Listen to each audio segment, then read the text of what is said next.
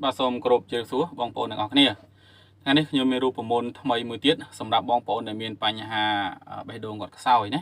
ដូចជាបេះដូងខ្សោយឬមួយក៏បញ្ហាមើលទៅរៀងស្លេកស្លាំងច្បាច់បេះដូងច្បាច់ឈាមវា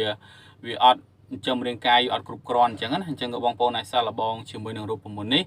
សង្ឃឹមថានឹងបានធូរសះស្បើយពីជំងឺនេះជាពងខានហ្នឹងហើយ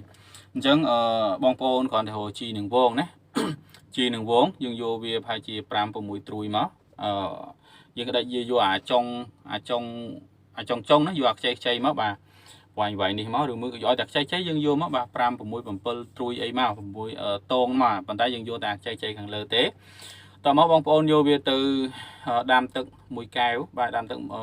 កន្លះលីត្រចុះហ្នឹងឯងយើងយកបងប្អូនយកទឹកកន្លះលីត្រដាំរំងាស់វាមកហើយបងប្អូនពិសា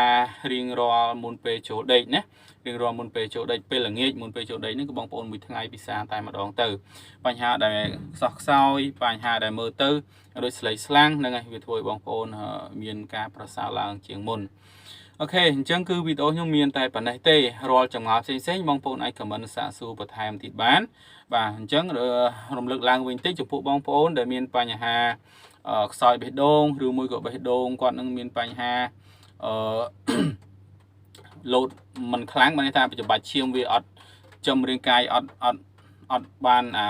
ច្បាច់ឈាម